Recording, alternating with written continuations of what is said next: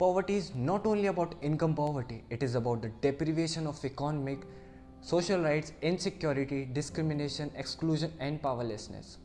This is why human rights must not be ignored but given even greater prominence in times of economic crisis. Good afternoon, everybody. Today, my team is here to elucidate a very gripping topic explaining why and how only the lives of the poor are affected the most in crises like Bhopal gas tragedy, COVID 19, and Narmada Dam controversy. So, without any further delays, I would ask my fellow mates to give the show a start. On the catastrophic night of December 3, 1984, a gas leak from the Union Carbide India Limited plant in Bhopal, Madhya Pradesh, resulted in the worst industrial disaster the world has ever witnessed. A little over 5 lakh people living near the plant were exposed to a ton of poisonous methyl isocyanate gas. The gas leak in the Union Carbide was reported after midnight on the intervening night of December 2 and 3. The disaster happened because water entered a tank containing methyl isocyanate. This caused a chemical reaction which resulted in the buildup of much carbon dioxide among other things. The resulting reaction increased the temperature inside the tank to over 200 degrees Celsius. As the temperature increased, the tank couldn't withstand the pressure being created inside it and blew up. The cool breezy wind carried it and spread it all over the city. Bhopal had a population of about 8.5 lakh back in 1984, and more than half of its population was coughing, complaining of itching in eyes, skin, and facing breathing problems. The villages and the slums in the neighboring areas of the factory were the worst. The next generation of children in Bhopal are born with serious conditions like musculoskeletal disorder, twisted limbs, and brain damage. Now we will look into some very concerned facts of the case. For the first, the government officially claimed 5,295 deaths, but the activists put the number closer to 25,000. And the children born after the gas leak have been born with twisted legs and arms. You must have read in the chapter Indigo that the peasants were forced to grow indigo against their will and the government did not compensate them.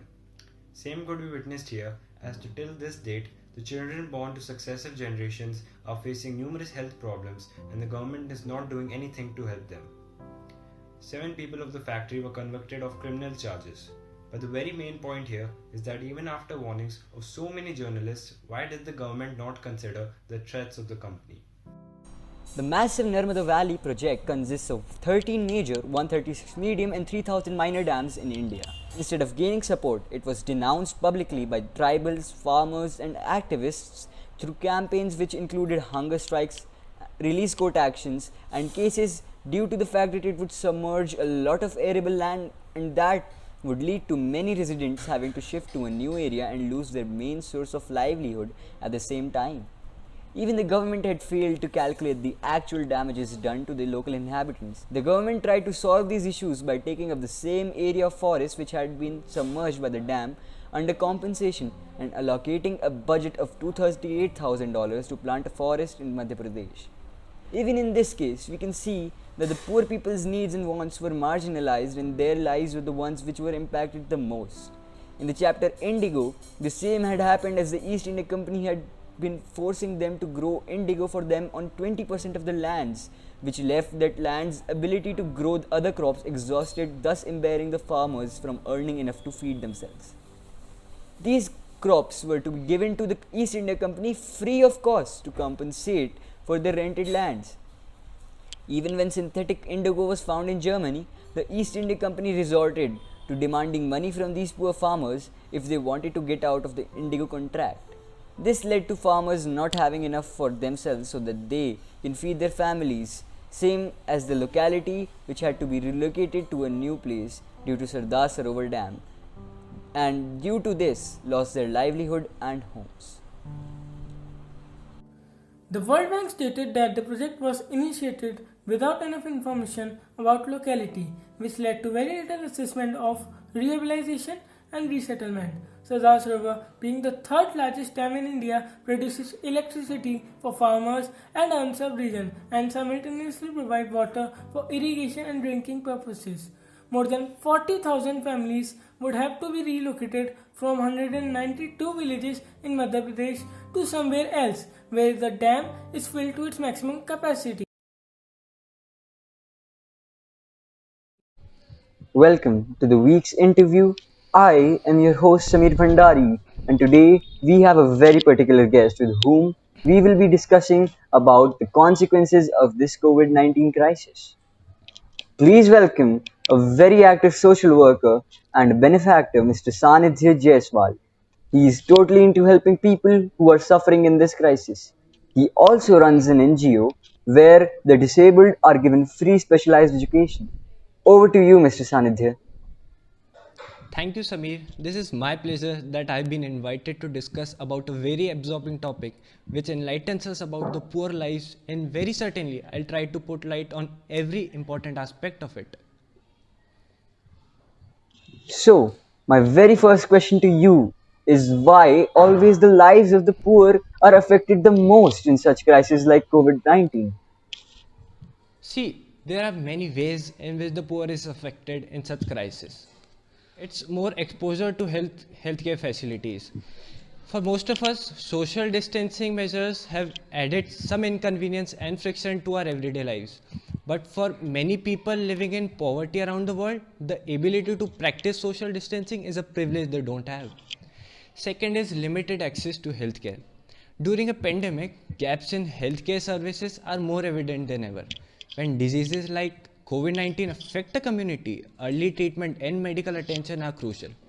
However, for living in poverty, distance and affordability are challenging barriers. The choice of foregoing a day of work to visit a hospital can be an expensive option.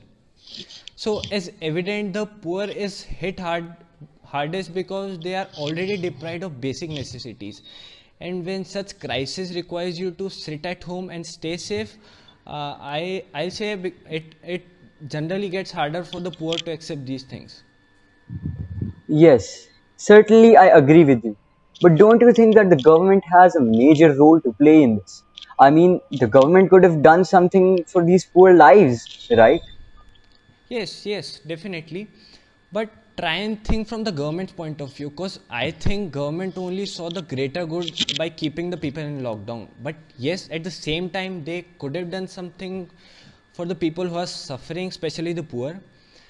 See, as a social worker, I'm no one to review the policies of the government, but keeping the government sideways, I think we should mainly do our part by providing soap, water, and hand sanitizer, helping families access healthcare, delivering groceries and essential supplies, remaining vigilant on child protection, and at last ensuring that families make it through this crisis so that we don't lose momentum in breaking cycles of poverty.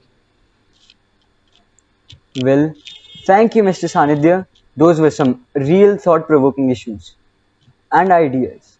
I'll expect the same with the people so they can help themselves and the others who are in need. Towards the end of 2019, we saw Wuhan, a city in China, face the virus outbreak.